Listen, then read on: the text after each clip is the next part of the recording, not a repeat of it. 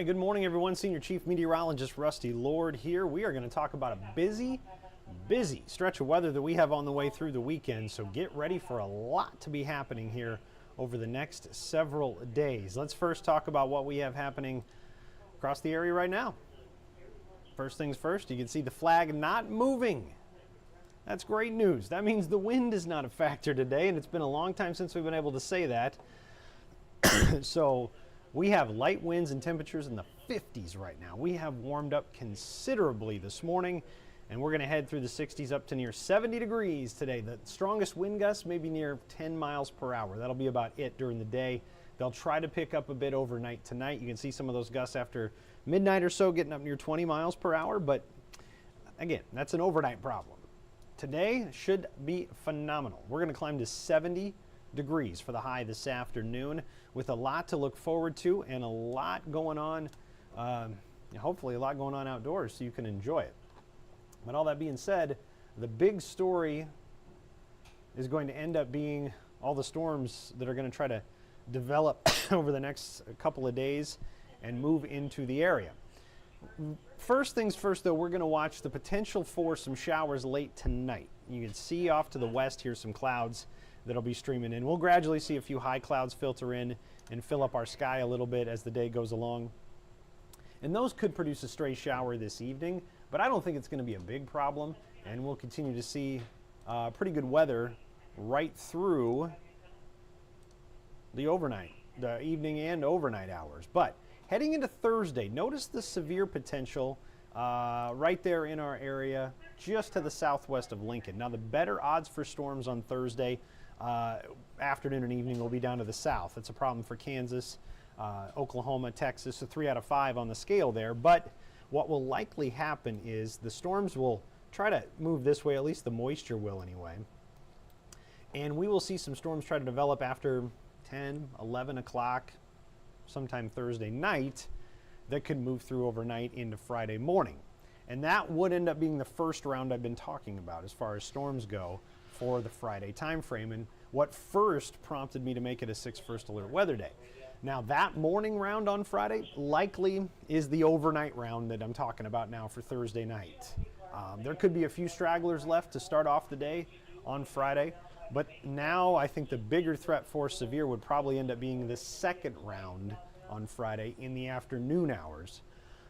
A pretty tight little window there where some fast moving storms would be moving through, and they would go like this from southwest to northeast through the area and kind of fan out like this as the afternoon goes along through that 2 out of 5 area. Now, one thing to watch, I do believe they're going to somewhere in that yellow area add an orange 3 out of 5. It's just tough to figure out yet. It's a little early. It will be narrowed down some at some point.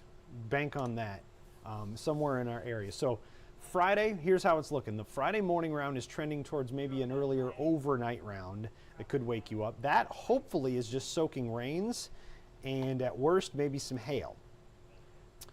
So then the rest of Friday morning is probably pretty quiet. What we'll watch for then is spotty strong storms to develop Friday afternoon. I'm really concerned about the 3 to 7 o'clock time frame.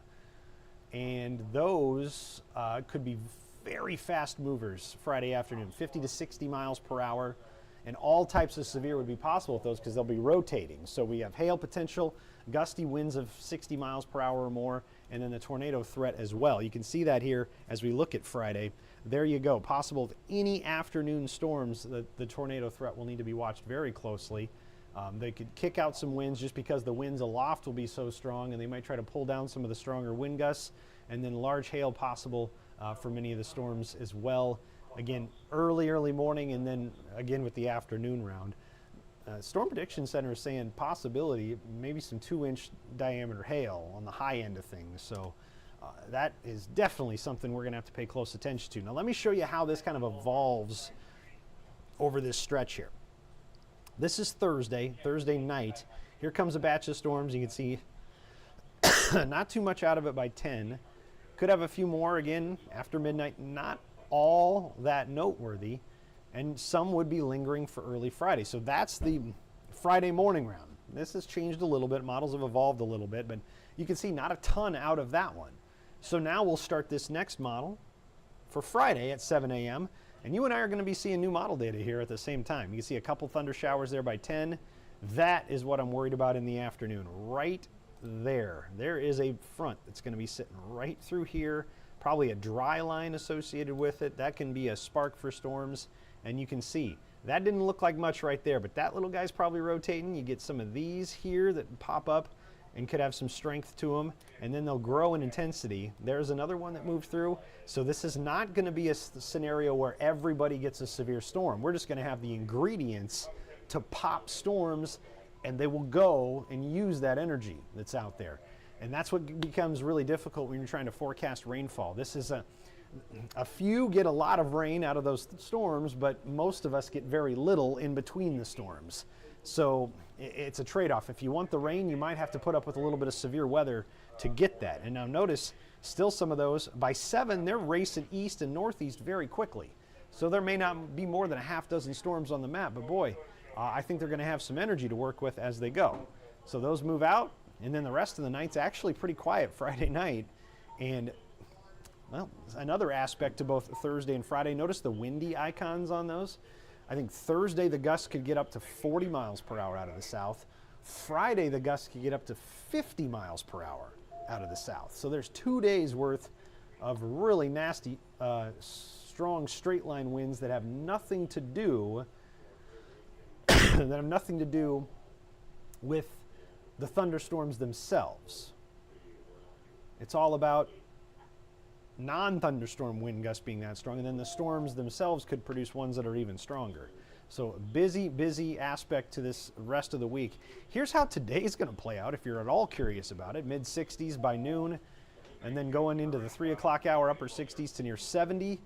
About 70 degrees for the high today. There's some of those high clouds that I think could try to spit out a shower late this afternoon into the evening.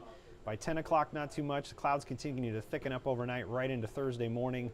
And that's probably a little overdone with any Thursday rain right there in the early morning hours. I don't foresee a big problem. And we're going to be waiting until pretty late in the day on Thursday to get much of anything. So if you want to enjoy today, great deck night forecast. We are looking at, well, if I get the video screen out of the way, above average as far as that goes, near 70, light winds, slowly cooling off this evening. A lot to look forward to. We talked about everything through Friday.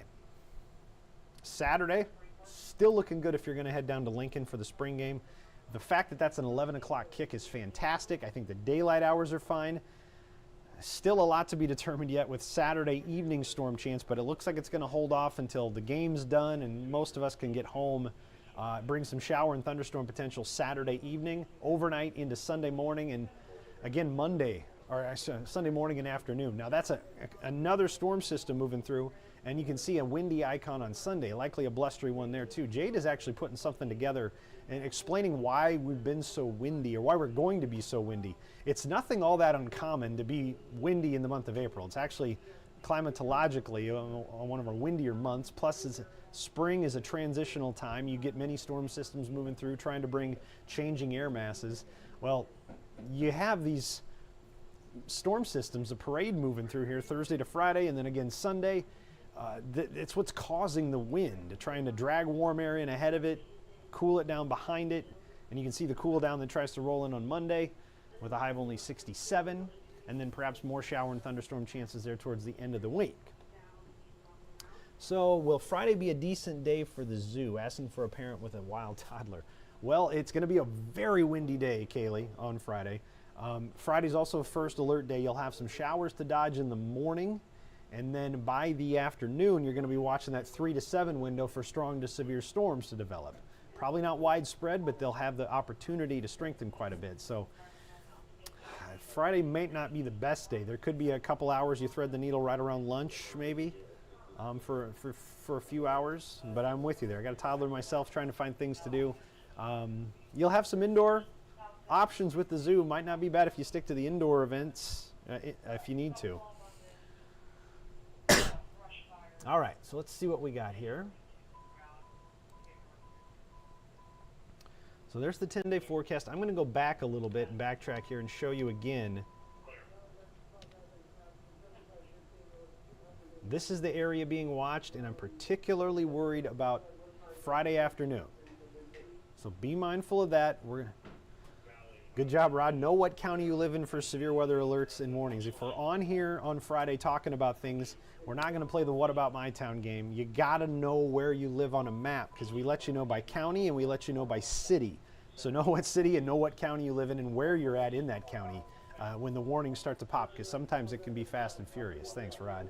You're always on top of it. Good job. So we'll leave it here. We'll be giving more updates here, YouTube, Facebook, on our on air, on our app as well. New videos, latest model data can come out there as the day goes along. Jarrett's going to be on midday. We'll be talking about storms this afternoon with Jane on the 3 o'clock, and then Emily for your evening. Busy stretch. Once we get through Friday, we got to pay more attention to Saturday and Sunday too.